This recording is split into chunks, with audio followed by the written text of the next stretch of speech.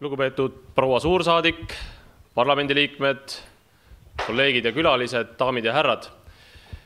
Mul on hea meel, et meil on täna konverentsi fookus just sellele, et mehed räägivad naistevastasest vägivallast.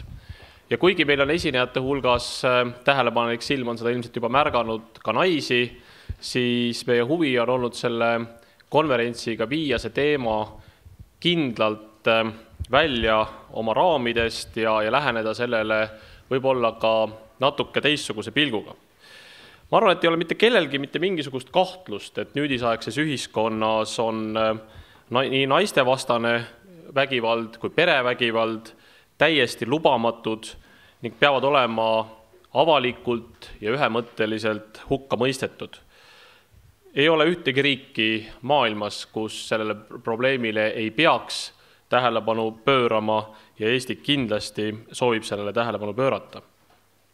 Väga mitmed Euroopa Liidu liikmesriigid, sealhulgas Eesti, on seadnud eesmärgiks jõuda koordineerituma lähenemiseni vägivalla vastu võitlemisel ja enamik liikmesriikidest on välja töötanud ka vastavad riiklikud strateegiad, nii ka meie.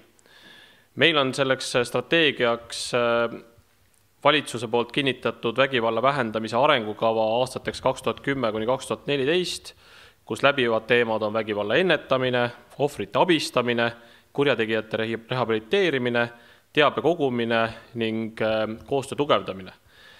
Ja võib öelda, et selle arengukava elluviimine on tunduvalt parandanud koostööd eri ametkondade, samuti kodanikuühenduste ja ka riigiasutuste vahel. Ja ma näen vajadust selle koostöö jätkamiseks, ka tõhustamiseks ja parandamiseks ja toetan arengukava jätkamist ka peale 2014. aasta lõppu.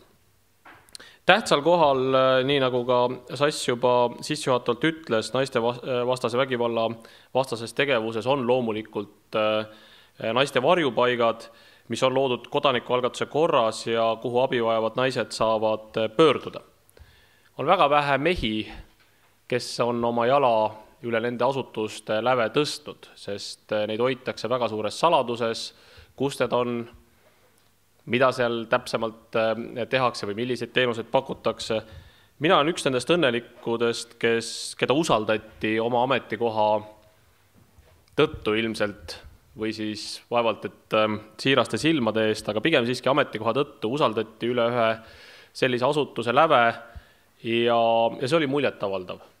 See oli usku sisendav, et need inimesed ja need ruumid on mõeldud selleks, et kui kuhugi mujale minna ei ole, siis on üks koht.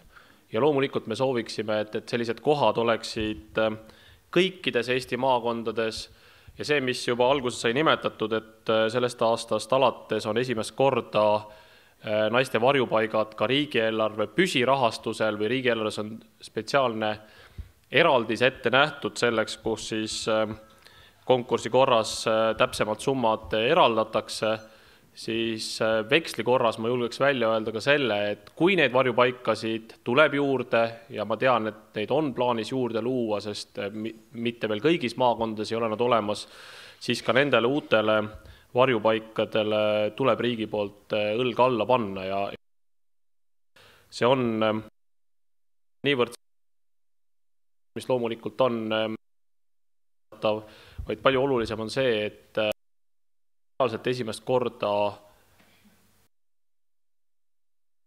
et see on neid varjupaikasid püsivalt rahastada.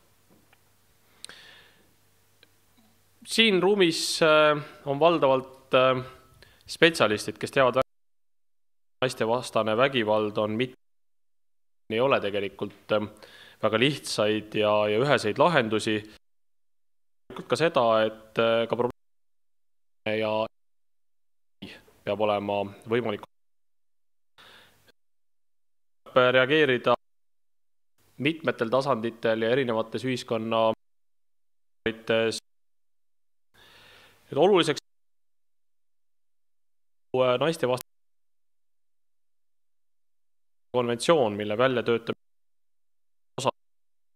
konventsiooni eesmärk kõikide vägivalla vormide eest kui väljaspool peret toimuva vägivalla eest. Tänasel konverentsil mehed räägivad naistevastasest vägivallast, me kuuleme esinejatelt, kuidas võidelda sedavõrd tõsise inimõiguste rikkumisega.